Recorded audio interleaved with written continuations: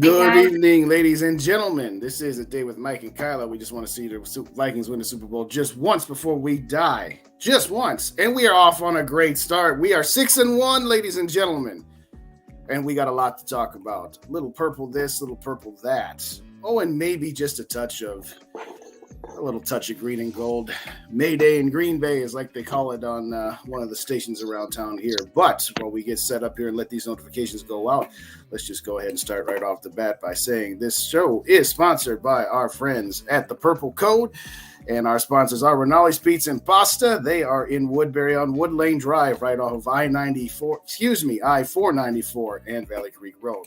Also want to give some love to Nautical Bowls. They are located off the intersection of I-94 and Woodbury Drive, and they are officially on Hudson Place. This show is being simulcast both on the Purple Code on Facebook. Backup page is the new page. We're going to call it for the rest of time since the first one is gone and lost forever. Also on the Purple Code YouTube page, Twitter, Twitch, Instagram. Are there any other ones? Probably TikTok, one that'll get invented tomorrow. We'll be on that too, and also simulcast it on our page called Purple and Gold for Days. Okay, so we've got the introductions out of the way. Let's go ahead and cut the music. How's everybody? Kyla, I'll start with you. How are you doing tonight? Feeling fantastic. 6-1. Packers lost again. Pretty much the ideal Monday. I always say, to quote Ice Cube, when the Vikings win and Packers lose, it was a great day. Mike, how you feeling? I feel good, man. I can get used to this. Let's just keep the good times rolling, man. Let's keep it going. Well, I got to say, scored some tickets late Saturday. What's up, SK? Thanks for joining us here. Go ahead and hit that share button and let people know we live on the air. Got some tickets late Saturday. It was a very fun experience at the game, not only just for the game itself, but to be able to be there for Jared Allen's halftime show. It was spectacular. If you haven't had an opportunity, it's on Vikings Twitter. I mean, it's all over the place, but click on that 3-minute clip there. That'll give a little comment about Jared Allen, some high fives from teammates, past Vikings legends, as well as him riding in on the horse. I could not believe it. I was sitting next to my girlfriend and right before he came out, because you know how Jared Allen is, cowboy this, calf rope that. She says to me, "Is he going to ride in on a horse?" And I said, I would not be surprised. And not 5 seconds later, here he comes out on a horse. And what half of the crowd that was still there, not out getting their beers and snacks and all that good stuff at halftime, just absolutely erupted there. So let's start with Kyla. I'm going to say that give us your overall on the game itself, specifics, whatever it is you want to go with. What are your thoughts on yesterday? Good, bad, indifferent, Jared Allen, whatever the case may be. Yeah, I love Jared Allen going out on the horse. That was awesome. I would say it's been more of the same. It was so stressful. Like, I just can't believe I'll say this. I thought we improved a little bit. Like, I wasn't as stressed as I have been in weeks before. Right. But just them not being able to put the nail in the coffin against these teams is just getting a little much. Like, I'm so happy to be 6-1. But at the same time, I feel like I would feel so much better if we could just, beat a team by 14 or 17 points. That'd be nice once in a while, it right? would be so nice just for like our hearts and our anxiety and our stress. But, there's obviously things that didn't go well yesterday, things that did go well. But at the same time, I don't want to be a negative Nancy. And I'm very happy to be 6-1 and, winning against teams. Like, I think that we should win at home games. I think Arizona is a team we should be able to beat. And at the end of the day, we did. So can't go wrong with that. Mike, tell us what you were thinking first quarter, second quarter, all the way through. What were you thinking yesterday and what we got now, Mike? I'll be honest, and maybe I was watching a different game than you two, in your opinion, but I honestly thought this was a pretty darn good performance. It was a pretty good team win. And yeah, could have they won by more? Sure. I'm going to get into why it should have been more uncomfortable than it actually was later. I'm not going to give details, but if people have been watching the season, they'll know what I'm going to reference here later on. But at the end of the day, you don't complain about winning in the NFL. The Raiders just got shut out 24-0 yesterday by the Saints, who everyone said we could not afford to lose to, and how bad the Saints are. They might actually end up winning the division, how weak the NFC South is, which is hilarious. But at the end of the day, man, Kirk Cousins is playing some clutch football. I'm on board. I ain't gonna complain. I'm gonna say this. I did a prediction show on the Purple and Gopher days, and the only one I've gotten wrong was New Orleans.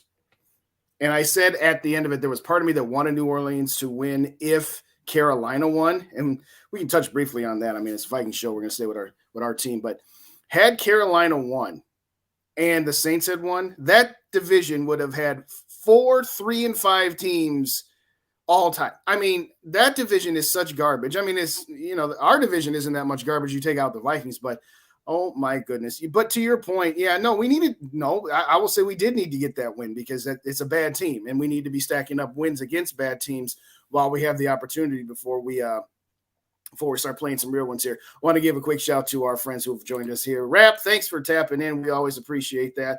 SK, we're going to touch on this one. I'm sure that maybe that's what Mike was alluding to here just a moment ago about needing a new kicker. But to SK's point, it's coming hopefully that this team will get to a point where it does put all faces together. We'll touch on this later. I don't know about all that, SK. I appreciate the optimism, but I love it. You're going to have to tap in when you get a chance. If we're still going by the time you get done with the kids trick-or-treating to come in and explain. Did SK have too many chocolates from Halloween? Because I think he's in a little bit of dreamland. I think one of those chocolates might have got spiked with something if he's going to be talking about us beating Buffalo by 13. I'll be happy with a 1-point win. Yeah, exactly. I'll take a tie. I'll take a tie, Justin. Well, let's not go that far. But having said all that, let's start defensively because to me, what I said on my prediction show was this defense is going to give up 28 points. Had they made the 2-point conversion, they would have. But I'm very impressed with how this defense played yesterday, and I'll tell you why. You're not going to shut down Kyler Murray to 17 points or less. I know we can talk about his stupid video games content and all this other stuff. We can talk about how inconsistent he can be, how up and down he can be. But the bottom line is the guy can make plays. And there were times yesterday where he made plays. And frankly, there's a small part of me that was like, seriously, we stopped this guy twice, and all we needed to do was pick up 1 or 2 first downs and not let him back on the field again, and yet we did. And he got the ball to midfield before we shut him down again. But I'm going to say this, the defense got stops when necessary. I like that they're an aggressive defense that try to get turnovers. Once in a while, though, gentlemen, you still have to be fundamentally sound and actually tackle the guy. You can't just punch out balls and let some guy just run through about 6 missed tackles for a touchdown. But by and large, the defense played extremely well. I kind of felt bad only being up 14-10 at halftime because the defense played a lot better than to only be up 4 points here. Kyle, I'll start there with you. Defensively, what are your thoughts? And again, am I off my rocker thinking that they played a good game giving up? No, not at all. I thought it was their best game outside of week 1 for sure. I know they gave up a lot of points, yards, but and points, I guess. But you're right. I agree. D-Hop is back. Kyler Murray, he's going to scramble on us. I thought the defense played pretty damn well. And like you said, they made plays when they needed to. And other than that Moore touchdown where that was just atrocious. That's pathetic That was terrible, yeah. That was mistakes. I thought when they needed to, they made plays, and Hopkins and Murray are going to make plays. So when they did, I didn't think it was a reflection on the defense playing bad. Good players are going to make plays, and that's what happened. But all in all, I was really impressed with them yesterday. Mike, what are your thoughts defensively? What do you like? Aside from the obvious of Zadarius Smith, I guess. Yeah, let's just get that out there. That's the obvious. But go ahead. Yeah, I'll say this, and I know this might not be, everybody's cup of tea, but Ed Donato, man, he's got these players playing hard. This defense is not a ton different than the defense that was last year, personnel-wise. They still have players from last year's team at every position. So you need to realize he's had a lot of, reworking to do with this defense. Right. And I'm going to be honest, I like this defense. I think for what they are, they give you everything they have. They cause a ton of turnovers, and they've never allowed a team more than 26 points. If I told any Vikings fan That's very the true. most we'd allow through 7 games to any individual team would be 26 points, everyone would take that. That's true. And you'd be lying if you said no. Because at the end of the day, this team was always going to be offensive first. If this defense continues to play like this is how you go on a run. And I got to say, I called it when we signed him. Harrison Phillips, he doesn't get any credit, compared to the stars, because he's not, what he does isn't pretty. But Right. our run defense is so much better. No, it's so hands much down. better. Very, very. Yeah. You're not kidding. I'll say this. The Cardinals had a total of 78 yards on 22 carries, and that's including Kyler Murray's 6 for 36. So at the end of the day, if you're holding a team to 3.5 yards a carry when you have a quarterback that's averaging 7 yards a carry, I mean, they were outstanding run defense. I mean, there's a couple here or there where it's just like, okay, but you're not going to stop everything. This isn't the Williams Wall and company there. But, running the basic numbers, you take out Kyler Murray's 42 yards on – what would that be? 16 carries. I mean, that's just ridiculous. So to me, to your point, no, you're absolutely right. This run defense is absolutely miles better than what it was last year. Yes, the pass defense does need some work. I will still maintain that, okay, what parts of this defensive performance is sustainable and what isn't. They have had a horseshoe around their neck. They have been kind of playing with fire a little bit, got burned on that Rondale Moore touchdown that was just alluded to a moment ago, but they are getting key stops in key situations. They forced Kyler Murray to punt. They forced Kyler Murray to get stopped on 4th down, and they forced him to be sacked as time expired here. So to me, you're getting everything you can expect to get from your defense. Yes. Would it be nice if they made a trade in the next 24 hours or however many's left before the trade deadline to get one more cornerback? Sure. But by and large, I would say that the defense has more than held up their end of the bargain.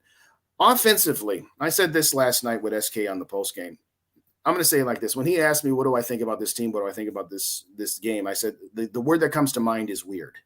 And I say that in the context of it's weird that I'm seeing how many opportunities the offense had to just make 1 or 2 more plays to make this comfortable and not make this sweat it out. 1 or 2 more plays to get, an 11-point lead to, a 14 to 17-point lead, maybe 18, whatever the case may be. But this is coming from an offense that scored 5 touchdowns yesterday, that went 5 for 5 in the red zone and actually had 2 touchdowns scored off of Vikings turnovers. How many times have we said that when this team's defense gets them turnovers, the offense needs to take advantage? They did all of those things. And yet still, it feels to me like the offense left so much money on the table. So I don't want to sound like I'm being nitpicky. Some are going to say, Justin, you're once again, blaming one person. And no, I'm not. I'm blaming the entire conglomerate of, once again, this team is famine, feast, famine. Once again, far too many 3-and-outs for me. So, Kyle, I'll start with you. What are your thoughts on the good, the bad, and the ugly offensively yesterday? Because there was a lot there with Dalvin Cook, which I said going into it was going to be the key to the game. But to me, there's still too many times where they just leave this thing. They're leaving the door open, and they're kind of relying too much on the defense. What say you? Yeah, absolutely. And I think we've said in previous weeks, we're going to win with this offense. And you're right. Like, the defense is holding their end of the bargain. And I know what you mean, because I've been called like a greedy fan and I need everything to be perfect apparently, but it's not that I expect perfection. It's just, it is frustrating watching them not be able to ice a game. They did go 3-and-out quite a few times yesterday. However, on the flip side of that, going 5 for 5 in the red zone is insane. And that's a recipe for success.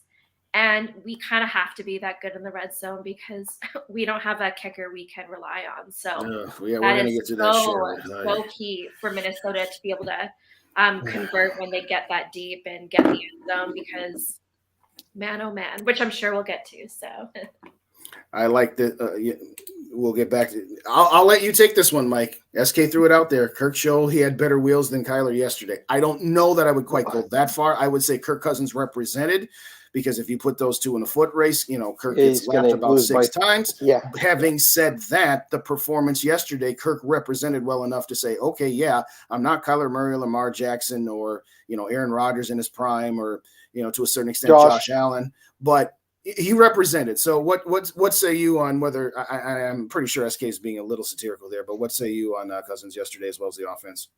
Okay, so I'm actually going to be the real positive one, which is maybe a shocking result for once. But I honestly think the offense had a pretty clean game. Yeah, there was that one quarter stretch from when they were up 14-3, and it was looking really good. But I'm not going to be, picky today because when it mattered, when the chips were down, we saw Kirk's best throw of the season, debatably, to JJ. And that's the difference of what we've been talking about all year, Justin, and why we take this Kirk Cousins 10 times out of 10 over last year. He never tries that throw any other time in his career in Minnesota. Very rarely. You are correct. That throw was cash money. And we know JJ could do it. You got to give him the opportunity to do it. And if you don't throw it in the tight window, he has no chance of catching it. With the offense, honestly, maybe I'm being a little bit too positive today because we're 6-1. I don't know. Maybe I drank some purple Kool-Aid last night. I have no idea. Never too positive, Mike. Never too positive. But in all seriousness, when it comes down to the end of the game situation, I really think that was play calling. Like, go for the win. You had a chance to kill it off at 4th and 3. Say what you want about Kirk, this, that, and the other. If you give Kirk that opportunity, I bet he was going to win the game there. So the only thing I will say about Cousins, to be a little bit down to reality of who I am, that 3rd and 1, he should have ran. That was a big mistake, and it could have cost us. But aside from really that, and the air mail to KJ Osborne, I will call it an air mail. I do not care that it hit both of his hands. It was an atrocious throw. No, that was far too difficult. Yeah. Throw. Yeah. But the offense, 8 out of 10 performance.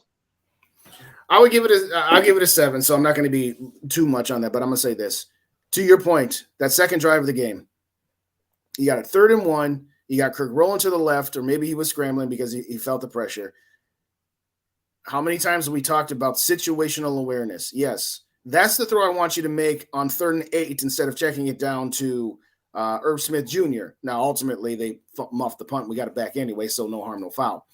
When it's 3rd and 1 and you got 10 yards in front of you that you can easily run for a first down, unless you have got it where you can set your feet and deliver a perfectly thrown pass mechanically and all that other good stuff, take the first down. Now, of course, if he had completed that pass, we would have said, wow, what a great throw, what a great aggressiveness. So it's always kind of one of those deals like play calling as well. It's kind of a result-oriented business. If it works out, you love it. If it doesn't, you don't.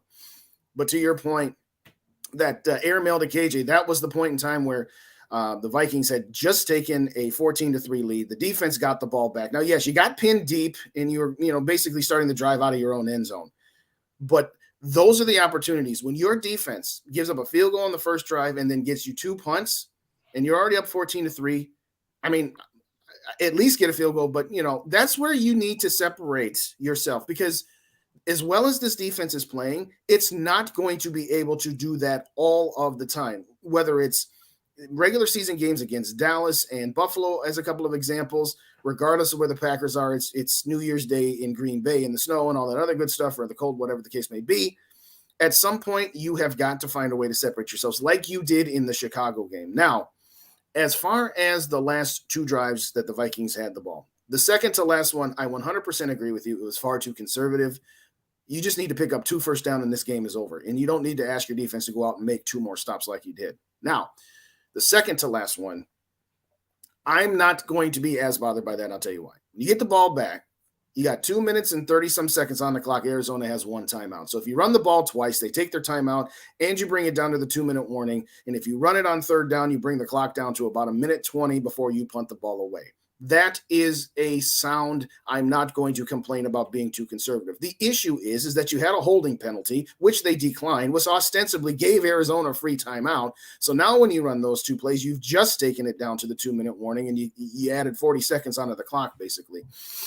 In that particular scenario, I don't necessarily have a problem with at least running on the first 2 plays, and because you effectively screwed it up by giving him that holding penalty, if they throw a pass there and it goes incomplete, the clock doesn't run out with them at midfield. They still have some time left. So, yes, had they thrown a pass and it worked and got a first down, it's, oh, what a great play call, and we trust Kirk Cousins and the offense to go out and there do it.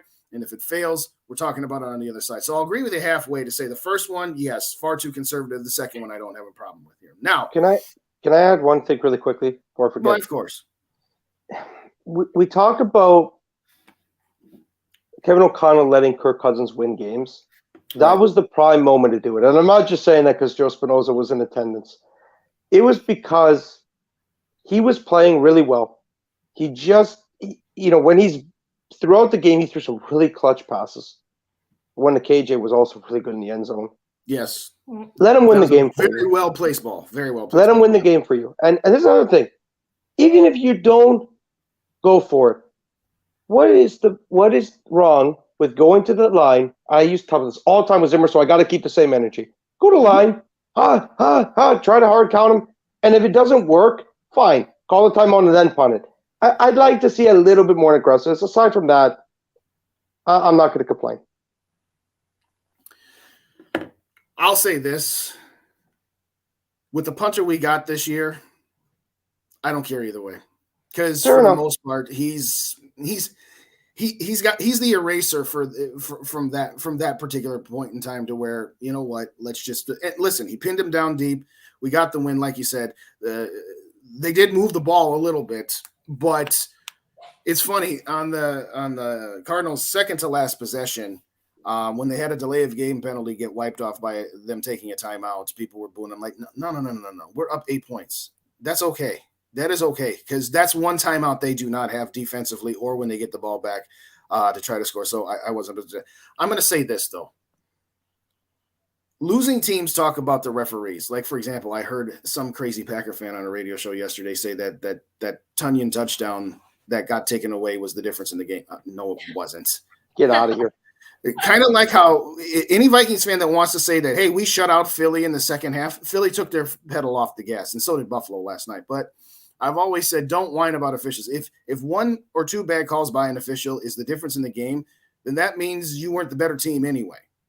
Good teams learn to overcome bad calls. There were a handful of bad calls yesterday, and guess what? The Vikings overcame it. That pass interference on Patrick Peterson was such garbage, and I had a straight line of sight, and I'm like, he must have done something before I saw it, and then we saw the replay. I'm like, he pushed Patrick. That was so weak, but you're right. I totally agree with you, Justin. Even one last thing. Even the what was it called? The horse collar. Yes, terrible. I totally forgot about that. That was on the first drive. I don't want to get red in the face because we still have to talk about the man who may not be named in the position that curses this franchise until I, honest to God, don't think we'll ever find one. I think you're up to about 7 now. Honestly, I'm getting sick. I'm not talking about it. But anyway, yeah, the refs did try to screw us. But to your point, good teams win those games, and we did that yesterday. The NFL has a refereeing problem. We all know that. The refs need to, we don't pay our hard-earned money to come see you guys. If there's rules violations, there's rules violations. And I'm not saying it was one side or the other. The Vikings were a beneficial a couple of calls, but Garrett Bradbury, what the heck are you doing? Don't even put yourself in a position to let a referee do something stupid. Forgot about that. And like that there too. But having said all that, what I do like about this team is that even though it's not always pretty, and even though they've made it harder on themselves, they are finding ways to come out on top. They are finding ways to pick up each other.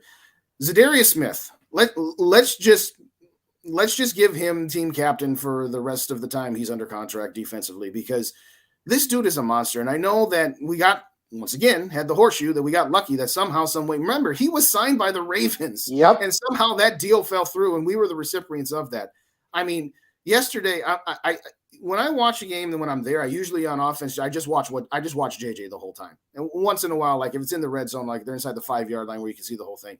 But if it's, in the middle of the field, I'm just watching JJ just to watch him abuse people. But Zadarius Smith, by the middle of the third quarter, became that on defense. I'm just watching him the entire game. And I don't know what it is that he knows that everybody else doesn't, that he just knows exactly how to rush without completely getting neutralized. This guy's a monster. And this guy, I still cannot believe that somehow, some way the Packers thought that he wasn't worth it. The Packers have $11 million of his salary or their salary cap tied up by Zadarius Smith. And I think we've got 3. Kyla, talk to me about Zadarius. I mean, what else do you need? I mean, say whatever you want. You got this. But I was told by many, many, many Packer fans before the season that Za'Darius was washed. Oh, yes. Yeah, So we knew that was coming. Yeah. so washed. And I was like, whatever, you're just being salty right now. But Yeah. he has been such a stud for us. Like, I can't believe it. And we have him on a deal right now. As you said, we're paying him $3 million. Amazing. I know, like, and I think, like, getting away from him for a second too, like, Danielle Hunter's had a quieter season, but I think they kind of work off each other super, super well. And I think Rick was saying that we could include Hunter in a trade package, but I'm like, for that reason, just the way Za'Darius can play off him, I'm like, absolutely not, because he's been so key to this defense, like every game this year. So I'm pumped. And the fact that he's a former Packer and they're still paying him a bunch of money is icing on the cake.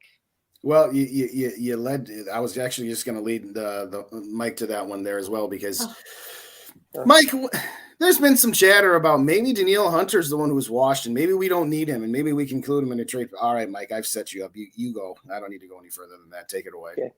I love Boss Man. Okay, I love him. Okay, but no, like I'm not gonna go on a rant here, but I'm gonna leave it with this. You get rid of Danielle Hunter from this defense, you're only hurting yourself. Right. And I agree. That's not even talking about the cap ramifications. That'd be the biggest poison pill humanly possible. Right. No, not even consideration. Like, no. Like you said, Justin, when we were talking off air, a team would literally have to knock your socks off to make it worth it.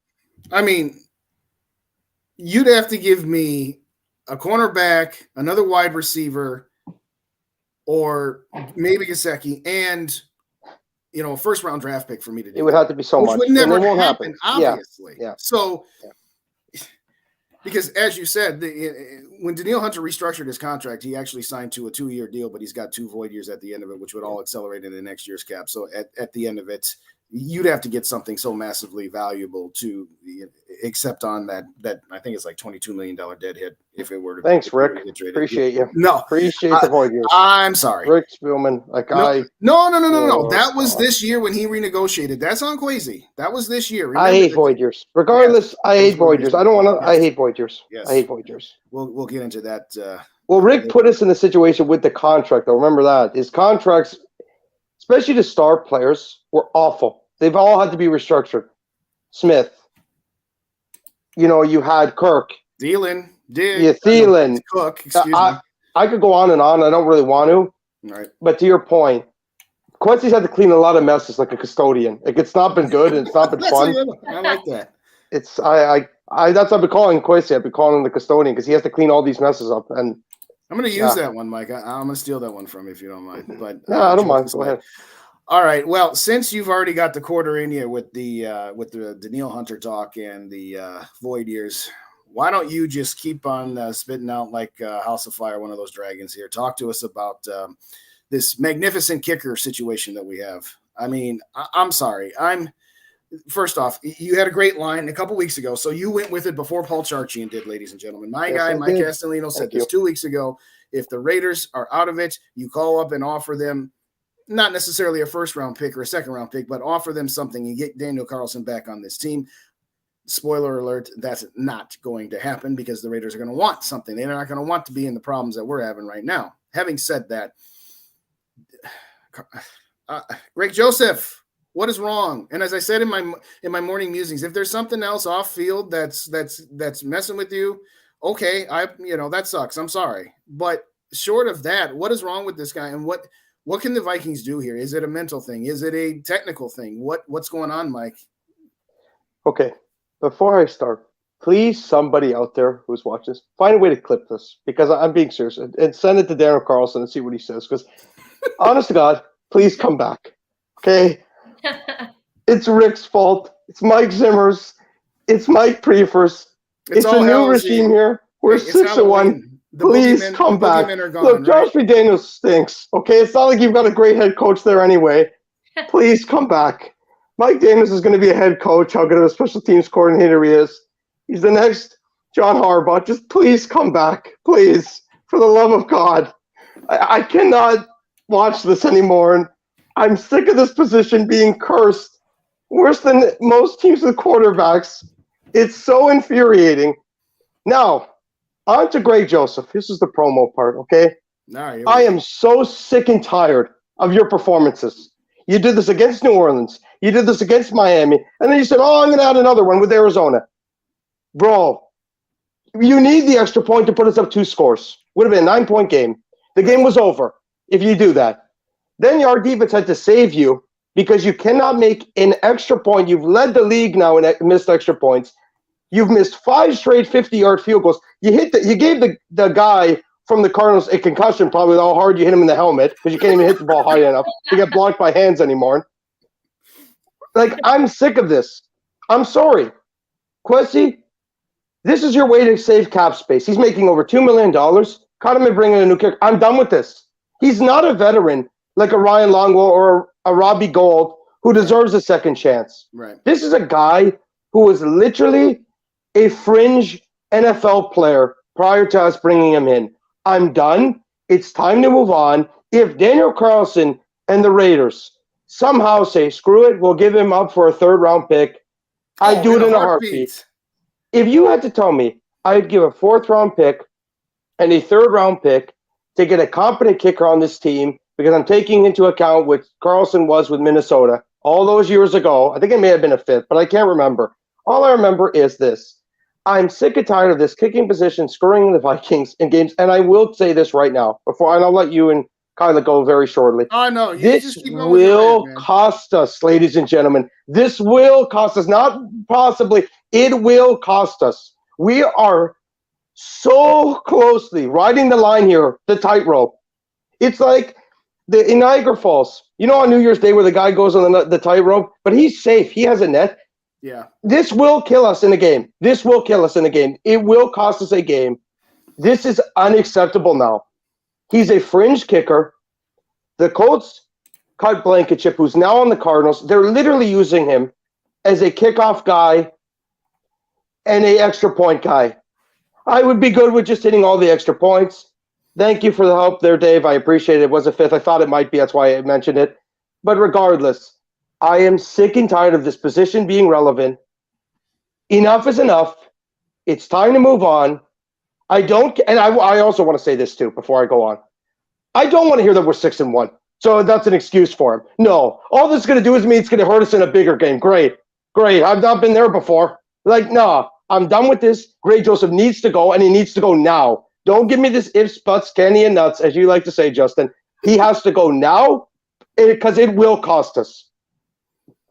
No, Dave, it wasn't a bad time. Mike was just going on a kicker in here. Well, I don't know how else we can follow up the show, so thanks everybody for joining us. No, I'm just kidding. But Kyla, I don't know how we follow that up, but to Mike's point, yes, it needs to happen. I guess the question I will throw out around the table here is, what can they do? Are we really going to spew out draft capital?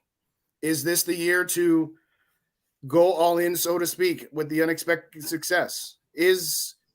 What other options are there? I mean, I don't know many kickers that are halfway decent just sitting out there on the waiver wire, and I don't know many teams that have great kickers that are willing to trade them. We can all talk about the problem, but Kyla, is there even a solution to this problem right now? The way I see it is, I don't know the situation with, who's available or who's not out there, but I know Greg Joseph ain't it. I'm sick of it. And I think I've said this a few times, I am totally fine at this point for Minnesota. Instead of kicking a long field goal, punt it. You have an incredible punter. Pin them deep. I'm sick and tired of giving up good field position because I know for a fact that Greg Joseph is not going to make it. Wasn't even close yesterday. So he hit a guy in the helmet. Have you ever seen that before? Honestly. So yeah, I've never seen that. I'm at the point where if it's a 52-yard field goal, screw it, punt it, pin them deep, get the ball back. I just have no faith anymore, and I'm so over it. But otherwise, I don't think he's gonna get cut yet, because him not being cut or being replaced tells me that there's not much out there. So I don't know if they can make a play to get. I would say I wouldn't mind if I wouldn't mind trading for someone just because I feel like this is such a weak year in the NFL. There's like very few good teams. So if they wanted to, give up a draft pick, a fair one, I would be okay with it. Well, Mike, we might just have to find a segment of each show for you to just rant, because that might be one of the greater rants I've ever seen. Thank you. I appreciate that. I know. Okay. All right, Dave. Let's throw this up here. Dave's got a good point. It was an end of half kick. Yes, it was. Stop. No. Hold on. Stop. All right. I'm going to say this. He hit him in the helmet. Yes. He hit him in the. Tell me another time you've seen that. I'll stop. Tell me one other time you've seen that in your entire life watching football. I will say this. From where I sat, and once I saw the one replay that they actually showed, even if he hadn't hit him in the helmet, that was going to sail 5 five. My point then. Okay, even better. Justin, it's not even close, man. No, it's not close. That's not even the point at this point. At this point, he's done. I don't see how he's going to be able to get himself fixed. If he does, then once again, we're going to lose our special teams coordinator, because he will be a head coach if he can find a way to fix this head case so it doesn't cost us. But to the overarching point, this gets back to the entire topic that we've had probably for the last 4 or 5 weeks of how long can they play with fire like this? How long can they play with the horseshoe, and what is sustainable? What is not sustainable is this defense constantly getting turnovers at key times when they haven't, particularly played well yardage-wise, as well as, the offense always pulling the rabbit out of the hat, as well as both of those units overcoming a kicker that is costing us points. I said it when they were getting close to scoring the final touchdown to put them up 8. I said, there's an argument to be made, regardless of the kicker situation, that you might as well go for 2 and be up 10, because then you're up a full 2 possessions, a touchdown on a full field goal, as opposed to being up 9. There's arguments back and forth, just like these, the analytics of, do you defer first or do you take the ball first? Do you run on 3rd down when you can run the clock down versus going for a pass that would effectively end the game? So we don't need to go back and forth as to what is the correct call or not. But right now, with this kicker, in a situation like that, where I'm already up 8, where if I miss the 2-point conversion, I'm in the same spot as if he misses an extra point, which at this particular point is a more often than not. Yeah, I'm starting to consider going for 2. Just like, okay, if it's a 52-yard field goal, if it's more than, let's just say 5 yards, maybe it's 4th and 5 on a 52-yard, or maybe you just go for it, because if you go for it and you miss, you're still 7 yards better than what you did if you missed the field goal, or start punting the ball. But to me, but if this guy can't make extra points, then what's to say we're going to trust him at 40-yard field goals anymore? So exactly. Didn't that happen with Blair Walsh? Wasn't that kind of the last straw? I feel like there was a game where Zimmer just kept going for it on 4th and went for the 2-point conversion. No, that's an interesting question. I can't remember. I feel like Kyla, we ended up losing by a couple points, and I'm pretty sure. And had we had gone for a field goal or kicked a few extra points, we would have won the game. And that was just zero faith anymore, where it's just no, you're not getting on this field. I feel like that is what happened, and that was the last game, but I could be wrong. I can't remember, because Blair Walsh gave me literal PTSD. I don't remember anything other than I try to be nice to him. I'm not the type of person who says anything mean. The worst thing I did when he missed that kick was I followed him on Twitter, and I never saw his stuff ever again. And I'm gonna do the same thing with Greg Joseph. I forgot to do that. I'll do that today. But in all seriousness, back to Joseph, because you asked about what we could do. 2 things. Right. The Eagles cut a kid who played at the University of Texas. He filled in really well. I don't think he missed a single kick for them while their kicker was injured. Right. So that's relevant. I can't remember who their kicker is anymore. Jake Elliott. He was out, and they found a kicker who was playing really, really well. And he filled in for a few weeks, and he played really well on a really good team, similar to us. Only 1 loss difference. They beat us, funny enough, obviously. But you think a kicker would join a 6-1 team? I bet you he would. I bet you he'd take less money to do it, too. And the second option, the other option that I think is possible, if we're talking about trade, getting a guy that's currently in the league, it's Rodrigo Blankenship. And I've thought about this, and I just thought about the top of my head. Kirk's a nerd. He fixed the QB spot. Blankenship's the definition of a nerd. He wears glasses on the field. Right. That's how you fix the kicker. You get a complete nerd to do it, and we're good. You have Kirk hang out with them all the time. They're going to become good friends. Put some bling on together. Sit on the airplane together. Be best friends. And we're done. And we no longer have to talk about a kicker. Go get Blankenship from the Cardinals. They're bad. They'll probably get rid of him for a bag of chips, if not a practice squad guy with traits, because they literally have 2 kickers on the roster and they have 5 losses. Kwesi, please. I beg. I'm not even joking now. Please do not make me go through this. Because this ends the same way every time, and I really want another kicker that's closer to Ryan Longwell. That's all I ask. Anyway. One time we actually had a kicker that might have actually come through. We decided to trust a 40-year-old quarterback who was known and only leads the all-time interceptions leading clubhouse. But anyway, I digress. No, I said the same thing on Twitter. That's exactly how I feel too.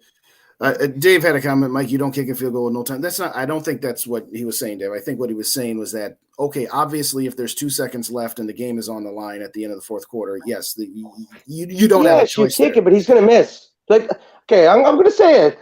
He did this in Arizona last year. Let's not act like he doesn't miss. Yeah, let's not act like he doesn't miss kicks. And you remember, Justin, okay? I am who I say I am. I say it as it is. I defended him when he missed against New Orleans, when he missed against Miami. I gave him first strike, second strike. You know what they say in baseball? When you get the third strike, you're out, and that's it. I'm done with this. There's no recovering for me. Kwesi, you need to do this because it's going to cost us. And I really don't want to see it. I really don't. I'm sick of kickers costing this franchise games. I really am. Wow. I'll say this, Mike.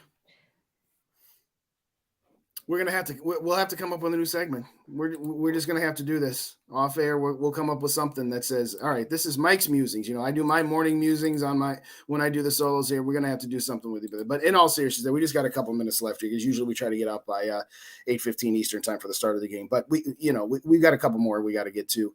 We can't end on that. So moving forward next week, and again, I know we're not doing predictions anymore. We're only going to do just our initial thoughts because it's too far away. We don't know about injury reports and this, that, and everything else.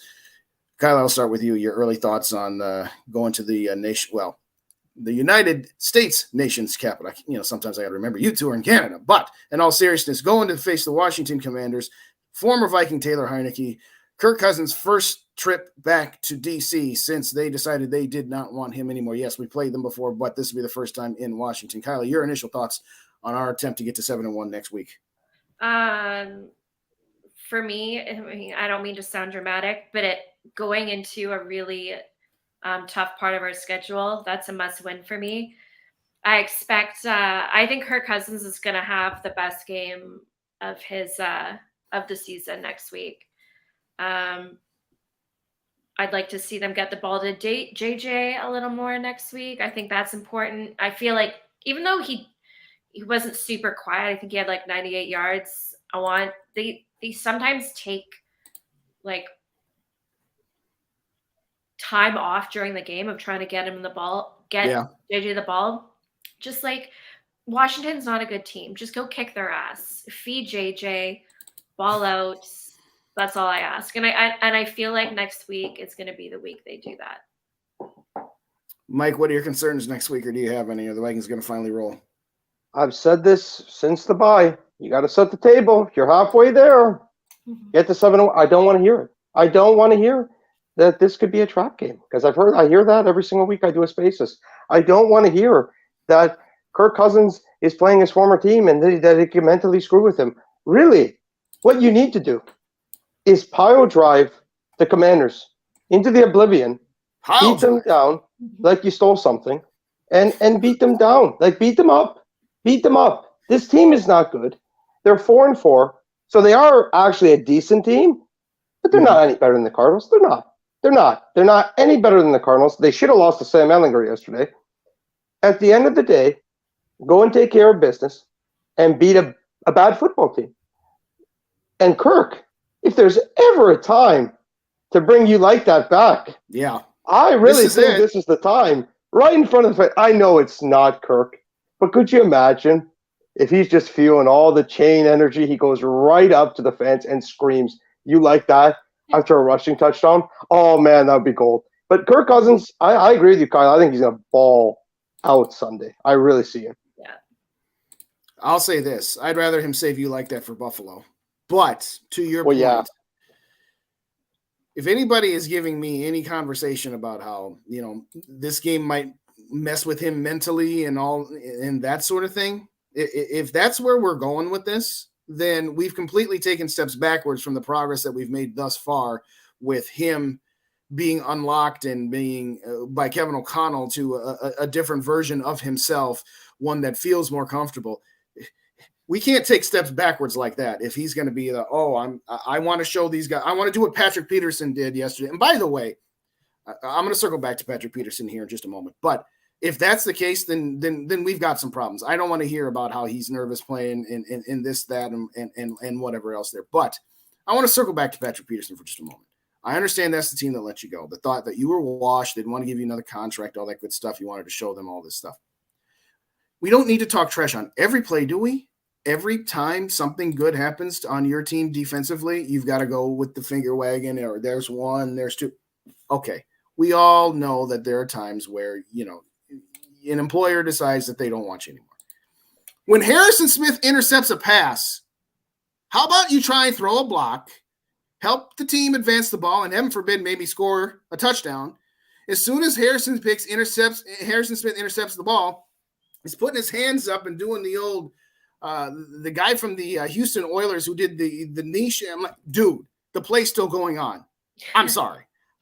Listen, I know I know that there's this, that, and whatever else about what you got going on. But at some point, you cannot be serious. You cannot just in the middle of a play say, "Yeah, I'm good on this play here. I'll just let my teammates just handle the rest here." So I'm sorry, but I had to throw that one out. Can I back him quickly? I listened. I heard the backstory, and it's pretty bad. Steve Keim, the now still current Cardinals GM, when they cut him, and we're talking about Hall of Famer here, okay? We're not talking about a practice squad guy. Right. They said they'd call him back, and you don't call that guy back. He's literally one of the greatest players in your franchise history. No, you give him a call back, and you respect him. You don't do him dirty like that. We're not talking about a fringe practice squad guy. Okay, this is literally a Hall of Famer who turned back the clock in Minnesota, it looks like, which is really wonderful because we needed it. But most definitely. I'm on his side. Nah, have the right flex on them. They play the video games. I love that celebration. That was brilliant. Mike, you're my guy, but not in the middle of a play. Not in the middle of a play. It was okay because you weren't going to score a touchdown there, and you weren't going to care. That's not the point. If Dalvin Cook broke through the line and started running down the sideline, he didn't do a Sammy. It's not like he had the ball and did a Sammy Watkins and got tackled all those years ago. Mike, I gotta call you on this one. I'm sorry. Okay, fair enough. You're my boy, but I'm sorry. If Dalvin Cook broke a run and one of the wide receivers, let's just say Justin Jefferson, and let's just say some of the guys from LSU are on the other team, and Cook is running down the sidelines, and instead of chasing it in case Cook fumbles or in case he can get another block, he starts doing a gritty in the middle of the play when the play. That'd be great. No, it would not. That's just I like Cam Newton, so I like a little bit of flashiness. Maybe that's just me. Maybe I'm being really greedy. I loved it. I loved the energy. I loved it. I liked how he played video games. And then mocked Murray's celebration. I loved it. I loved all of it. Okay, good for him. Kyla settled this. See, I agree with Justin. I was like, you know what, buddy? Like, don't be doing that right now. But at the same time, he had such a good game yesterday that I can overlook it. Yeah, if he was having a horrible performance to Kyla, that's a great point. He was playing terrible. Sure. He played well. He broke up plays. I thought I don't think that would be something he's normally going to do. He was up in his feelings yesterday a little bit against Arizona. Jordan Hicks too. Yeah, they both were very, very motivated. If he was brutal yesterday, but I agree. I was like, there's a time for everything. Maybe just save it when the play is not going on. However, I don't think we should. I thought he had a good game yesterday, so I don't. He absolutely had a great game. On that, but I'm not taking that away. I don't know. I know you guys are a little younger than me, but do you guys remember this Vikings linebacker by the name of Dwayne Rudd? Do you remember that guy? No. Okay. Dwayne Rudd was drafted by the Vikings in 1997, so he's a year before Randy Moss. So that's how far back he goes. He was a very flashy, speedy linebacker. that anytime he made a tackle, he did the throat slash. I mean, he was doing See, all that's of this stuff.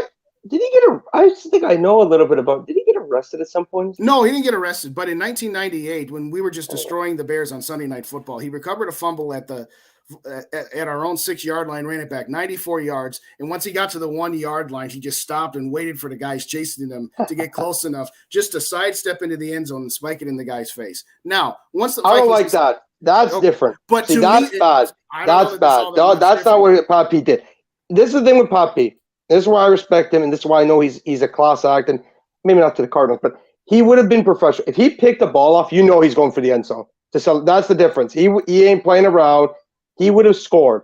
Now, maybe he would have done a little bit of high stuff like Adrian Peterson back in the day. Mind you, I could use some of that. I miss those days, but I honestly am okay with it. Maybe I'm the minority here, but I like it.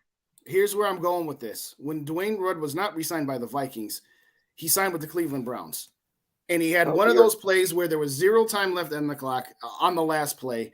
He thought he had a guy tackled, but he didn't get the guy tackled. One of his teammates came in and cleaned up afterwards, and he took his helmet off on the field. And I've seen this. He took a penalty, and they lost.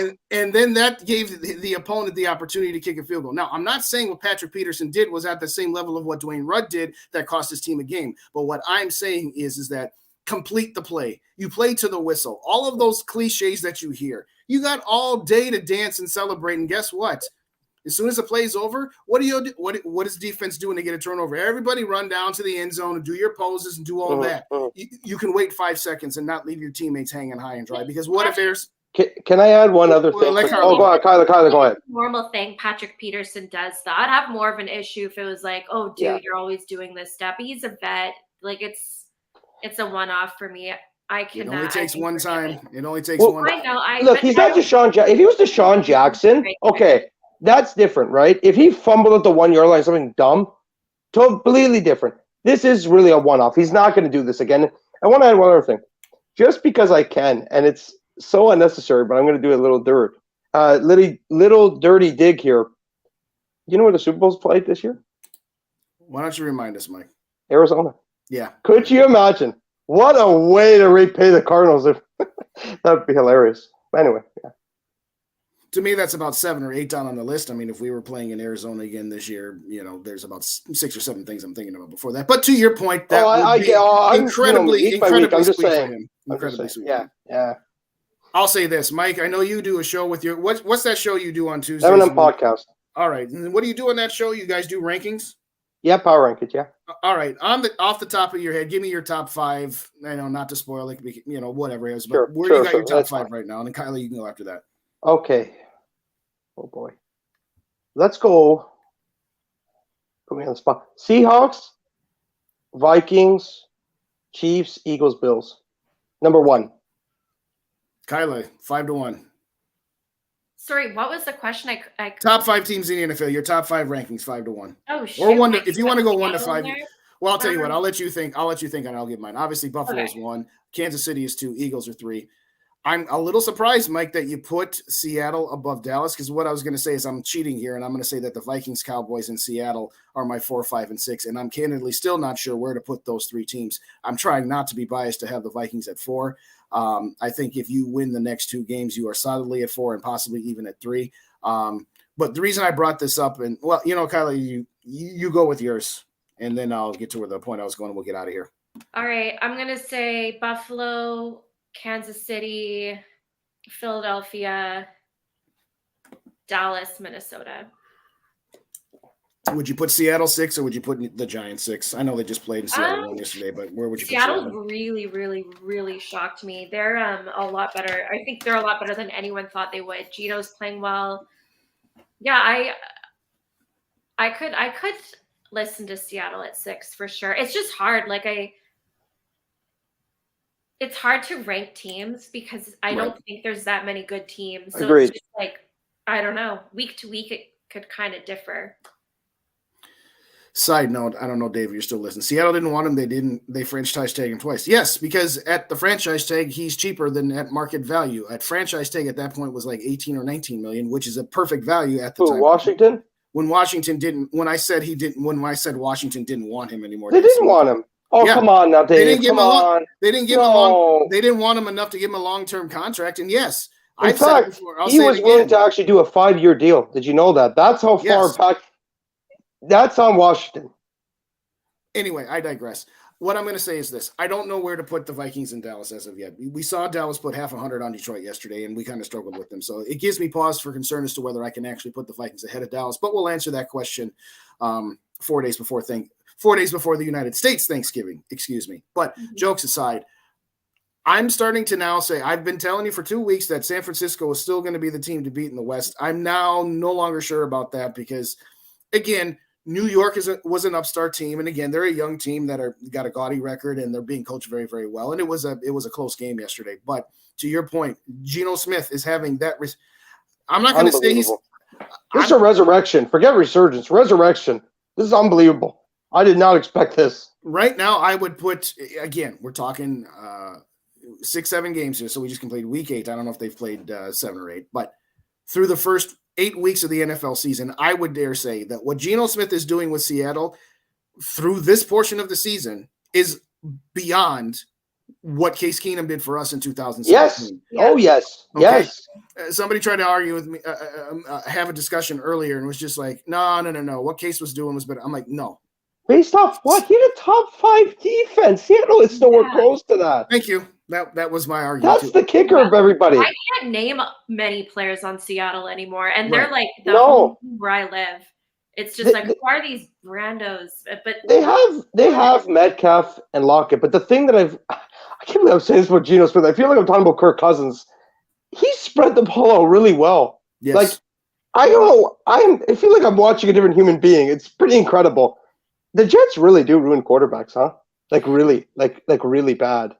If Seattle somehow wins this division, hell, even if they make the playoffs, I think it's going to be, and I've been like Brian Daboll so far, but damn, I don't know, coach of the year. I feel like how in that scenario could you not give it to? It's a good show. There, but we'll see. There's still several weeks to go. This is very, very true. But my point is about Seattle is, if Arizona is just going to continue to fall apart, which is altogether possible when you're talking about a team coached by Cliff Kingsbury, and if the Rams are just going to be, hey, you had your one-hit wonder, hey, you don't have to apologize for the fact that during that you won the dang Super Bowl, because I think there's a lot of people in this conversation and, whatever. Hey, so Stafford needs a perfect team, huh? Who would have thunk? Wow. Anyway, moving on. The point I'm making here is, it is imperative, where I'm tying this back to the Vikings is, it is imperative that you win this game against Washington, because you've then got Buffalo. Yep. Now, then you get 2 home games but they're Dallas and New England. And New England, mind you, is on Thanksgiving Day, which is only 4 days after the Dallas game, and it is still Bill Belichick. Realistically, as much as I would say, I really hope they can go 2-1 in that stretch, I'm expecting them to at most have 1 win out of those 3. Now, at this particular point in time, I think we can all sufficiently say that whoever wins the NFC South is going to be the 4th seed. And then you got 3 wildcard teams, and you've got either Seattle or San Francisco in the West. You've got us in the North, and you've got somewhere Philly, Dallas, whatever in the East. It is imperative that the Vikings get that 2 seed. Obviously, we're still trying to get the 1 if all possible, but that's highly unlikely. You have got to get that 2 seed. I want no part of Seattle in Seattle. I don't care how good this team has been, how lucky it has got, how much it has found ways to win. And even if that continues, and even if the offense does start clicking a little bit more, I want no part of Seattle in a playoff game. No road games. I don't want any road games. Seattle. 0 road games. I've seen the Vikings play 5 times in Seattle, all losses. If they play in the playoffs in Seattle, Kyla, you are forbidden to go into that game. I don't care if you get VIP suite passes. You ain't going. But jokes aside, we're gonna wrap up here because we've gone quite longer than we normally do here. We couldn't stop Mike. We call him Butter. He was on a roll. Blah blah blah. But in all jokes aside, Seattle's for real. Okay, I'm not saying that they're at the same level as Philadelphia or Dallas or us as of yet, but they're knocking on the door. And frankly, their schedule isn't all that much to write home about either. So it is imperative that the Vikings continue winning games against teams that they are definitively better than, regardless of whether it's puck luck or not. And at the end of it, for me, maybe we all love ragging on Pete Carroll and Russell Wilson. And it was really easy when they were a package deal. But we might have to start taking some of what we say about, Pete Carroll being an overrated coach back, because it appears that I agree. He might have been limited by Mr. Unlimited himself. Who would have thought, man? I What mean, a Geno Smith. Who the hell was Geno Smith? Right, just quickly, Tyler Lockett. I think it was Lockett. Yeah, Lockett, DK. They have two good wideouts. When, he said to the reporters, it's nice when no one cares about who gets the credit for winning. Yeah. There's a failed cheap shot. Well, I'll say this. When somebody said, hey, if we got rid of Zimmer and Seattle got rid of Pete Carroll, would you want Pete Carroll? And I said, no, I'm done with old school quarterbacks and mentalities. But he's different. I agree. Yeah. He's very energetic for his age. It's a God-given miracle. I don't know what he's taking, but people should follow that diet. He's the oldest coach in the league. Yeah. He does not look it. It's crazy. No, he does not. Well, I'm just going to wrap by saying this. Coming out of the Saints game, when I was talking, did a show with SK, and I said over the next 4 games, you had 2 on each side of the bye week. And I said, you've got to be at least 3-1, and if not 4-0. Well, they've gotten the first 3. And I said, if they were going to lose one, it would probably be the Arizona game. So the Vikings have bucked a lot of trends that they have set up for themselves, not only over the past 3 or 4 years under the back end of the Mike Zimmer regime, but just as a franchise in general. Don't do something Viking-like and beat a team as good as Arizona and then lose to a team as mediocre as Washington next week. It doesn't have to be pretty. I'm done trying to say, okay, this is the week that Kirk Cousins is going to throw for 400 yards and 5 touchdowns, and this is the week where we're going to be able to, with 6 minutes left on the clock in the fourth quarter, go ahead and start doing yard work or whatever else you do around the house. I'm done even trying to pretend that that's ever going to happen. It's just not. Okay. So all that I care about at this particular point in time is that you go out, you beat the Commanders. Yes. We thank you, Taylor Heineke, for your services years past. We thank you for beating the Packers a couple of weeks ago. That's all well and good. You guys got a nice little 2-game winning streak. That ends on Sunday.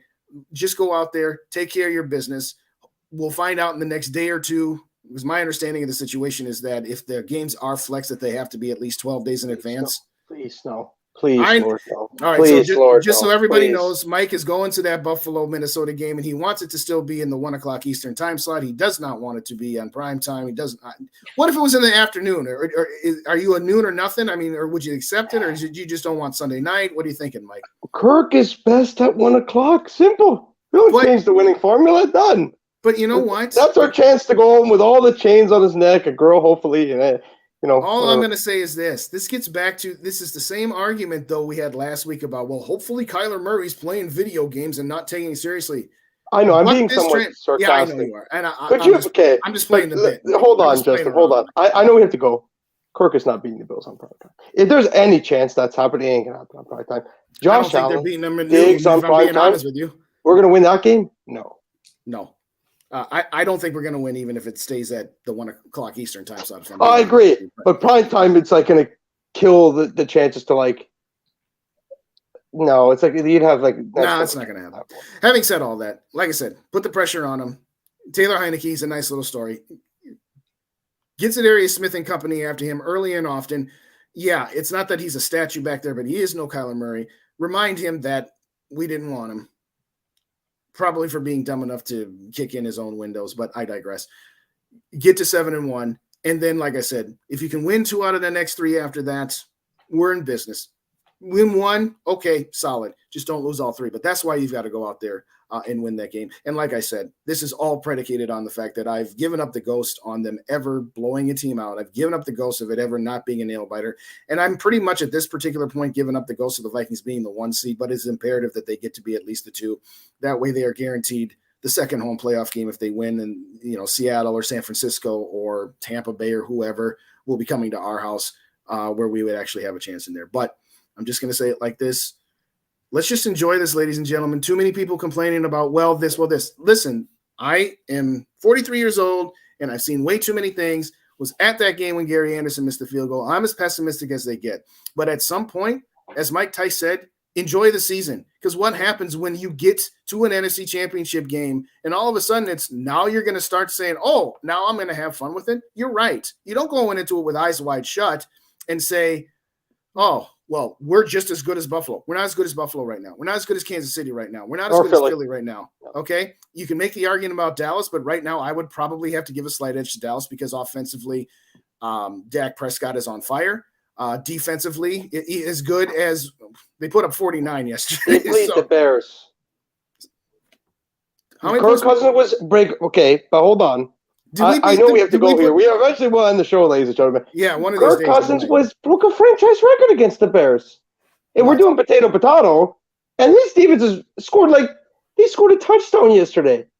Okay. Come on. Offense was awesome in the first half and then took a quarter and a half off before the fourth quarter. Again. We don't have the defense either. That's my point. That's why I'm saying I would probably still slightly give Dallas the edge. And I'm saying for all of the reasons of the defense, as much as our defense has improved. But not Dak.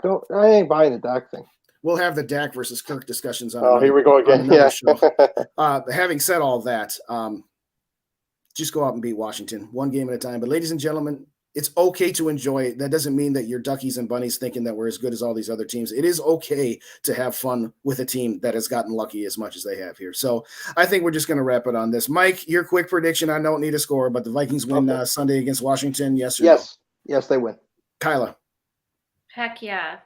3 for 3. Yeah. I hope y'all like that. Anyway, and all jokes aside, do want to thank Rinaldi's Pizza and Pasta as well as Nautical Bowls. I meant to get the trackers and tickers up there, but we kind of just got on a roll there. So stop by them. They're both in Woodbury. Rinaldi's is on Wood Lane Drive, and Nautical Bowls is on Hudson Place. Stop by there. Order up some pizza or some nice bowls during halftime tonight. I think Cincinnati's going to cruise, but that's just me. I know. They got some injuries. Cleveland's terrible. All jokes aside, thanks again for joining us. We'll be back next Monday night reviewing the Vikings' victory over the Washington Commanders at 6:30 Central Time, leading you into next week's Monday Night Football game. What did I do now, Mike? You didn't just do that. You didn't actually just put the hex on us before the game being played. I have faith in this team. I have faith that Kirk Cousins is not going to get psyched out. I have faith that Kirk Cousins is just going to do what he needs to do, no more, no less. Not a spectacular 400-yard game, but an efficient game where he's got 2, maybe 3 touchdowns, and that the defense – if we lose to Taylor Heineke, I don't care if it's on the road. If we lose to Taylor Heineke, then everything we just got done talking about for the last hour is meaningless. It's as simple I'm a Vikings fan, Justin. I will never say that. I cannot. It's none of my beat. If I put it in the future, then I want to pull my hair out. Anyway, go ahead and sorry. I'm sorry. Go ahead. You good? No, I'm kidding, Mike. No, in all seriousness, join us next week. Hit the like, comment, and subscribe buttons. Put some comments in there. Tell us we're crazy. Tell us we're dead smack on or somewhere in the middle. We don't care. Hit the share button. Tell your friends about this. Join Purple Coat tomorrow for Dave and Rap, as well as Wednesday for the Grade 8, Thursday with Casey and SK this weekend, Saturday, as well as pre-games there as well. Keep it tuned to the Purple Code. Keep it tuned. Please like, comment, and subscribe to Purple and Gold for Days as well. We're just trying to grow this community. Hope you guys enjoyed the show. We had a lot of fun here. This is most definitely the longest show that we've ever done, the most animated one we've ever done. And why is that? Because the Vikings are 6-1, and we're just having a great time here. So, again, this is a day with Mike and Kyla. We just want to see the Vikings win one Super Bowl just once before we die. Thanks again for joining us. Enjoy the Monday Night Football game, and tune in to us again. Thanks kindly. Skol Vikings. Skol. Skol.